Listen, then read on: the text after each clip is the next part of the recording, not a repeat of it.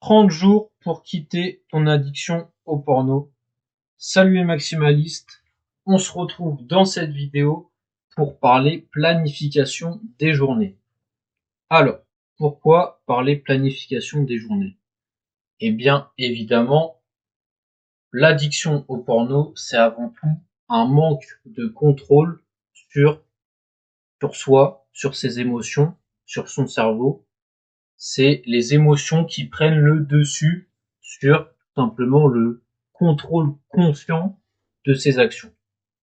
Et donc, pour éviter ça, le mieux, c'est de savoir, ou au moins d'envoyer l'information à son cerveau que à chaque instant de la journée, on sait ce qu'on doit faire et que donc il n'y a plus la place pour que le cerveau envoie une information comme quoi, eh bien, il serait temps de se masturber et de regarder du porno. Donc, comment on va procéder? Alors, on va mettre ça en place chaque soir pour planifier la journée du lendemain.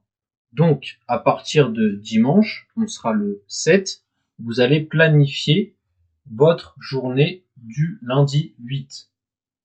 Comment planifier sa journée? Eh bien, c'est très simple. Vous prenez un papier, un crayon ou alors sur un ordi comme vous voulez et vous notez eh bien ce que vous allez faire dans la journée. Donc, action après action, bloc après bloc. Par exemple, si votre routine c'est vous vous levez, vous prenez votre petit déj, vous allez à la salle de sport, puis au travail, puis vous rentrez manger chez vous sur la pause du midi, puis vous retournez à travail, puis vous rentrez et là vous vous posez, vous regardez quelque chose, vous lisez ou vous faites un hobby et puis le soir vous mangez et puis vous vous reposez et après vous allez vous endormir. Bon on va partir de ça et on va détailler au mieux au niveau du timing tout simplement ce qu'on va faire durant la journée. Surtout au niveau du moment, enfin surtout au niveau de l'environnement déclencheur, globalement j'ai envie de dire. Donc, pour faire ça, il faut déjà savoir ce que vous allez faire demain. C'est pour ça que pour les personnes qui ont beaucoup d'imprévus dans leur journée, ou alors qui finissent, par exemple, le travail à des horaires différents, en gros, qui n'ont pas un quotidien qui se répète exactement, qui n'est pas un copier-coller de la veille, il va falloir que vous fassiez le soir plusieurs scénarios en fonction des imprévus que vous pouvez anticiper ou alors des changements qui pourraient arriver. Bien, tout simplement, je sais pas, vous êtes livreur, vous finissez à 14 au lieu de 13, et du coup vous avez une heure en moins, donc ce que vous avez prévu de faire, vous pourrez peut-être pas le faire, et donc du coup ça laisse place à trop d'inconnus, à trop de flottement, et donc c'est propice au fait que vous lâchiez l'affaire et que vous retombiez dans la consommation de porno et la masturbation. Donc le mieux, c'est de faire ça la veille, le soir, la veille, pour le lendemain, parce que si vous faites ça au moment où l'imprévu arrive, votre cerveau, il aura moins envie de faire le travail, il aura moins envie de calculer il aura moins envie d'anticiper tous les changements que ça va induire sur la suite de votre journée. Donc ça paraît, surtout si vous êtes très addict, ça paraît un peu abusé, mais croyez-moi, ça peut vous sauver parce que le cerveau, si vous terminez votre journée de table, vous êtes crevé, mais que vous avez un imprévu et donc du coup ça décale tout, votre cerveau il aura pas la force de refaire la planif à 18h du soir, alors que, comme par hasard, c'est le moment de votre environnement déclencheur, c'est là où, c'est le moment de la journée où vous êtes le plus susceptible de regarder du porno et de vous masturber. Donc c'est pour ça que le soir, vous vous posez tranquillement, vous êtes au calme, vous n'êtes pas dans le rush, et là vous pouvez anticiper tous les problèmes qui peuvent arriver. Donc je vais je vais faire un exemple. Typiquement, il faut que vous notiez de toute façon des tranches horaires qui soient les plus précises possibles en fonction du besoin, en fonction du moment.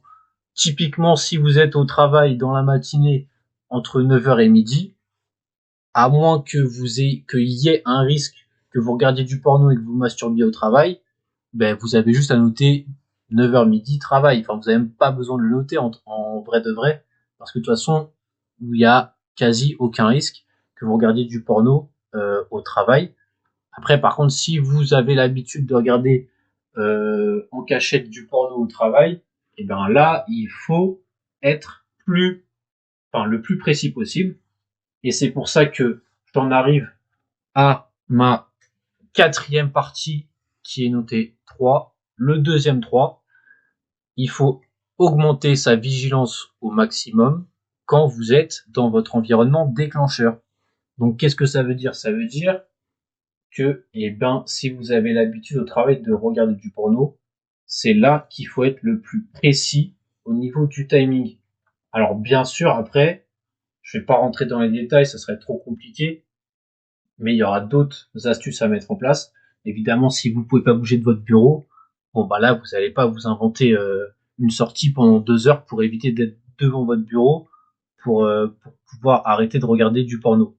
Mais en tout cas, ce qu'il faut, c'est que le moment où c'est votre environnement déclencheur, où vous êtes susceptible de regarder du porno et de vous masturber, d'avoir un orgasme, il faut augmenter votre vigilance et donc il faut détailler au maximum votre planning.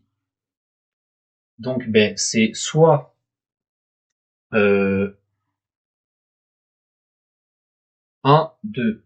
Donc ça prend en compte le moment de la journée qui est dans votre environnement déclencheur et le lieu de la journée aussi qui est aussi dans votre environnement déclencheur.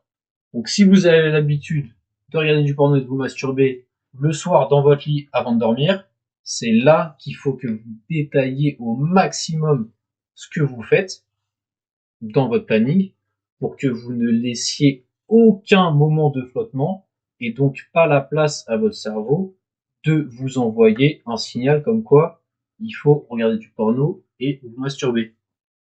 Donc je pourrais vous faire un exemple dans une vidéo qui suivra dans les prochains jours. Mais en tout cas, déjà pour la planification des journées, on part sur ça. Vous commencez à faire ça dès dimanche soir pour lundi. Et comme ça, chaque jour jusqu'à la fin de ces 30 jours. Et puis, de toute façon, si ça vous aide bien, vous pourrez continuer le temps que vous souhaitez après ces 30 jours pour bien confirmer, pour bien confirmer que vous avez quitté définitivement votre addiction et tout simplement pour vous aider à rester abstinent dans les mois qui suivront ces 30 jours. Donc voilà, c'est tout ce que je voulais vous dire pour cette vidéo. On se retrouve demain pour la prochaine. Et bien d'ici là, je vous souhaite une bonne journée, une bonne soirée. Allez, salut!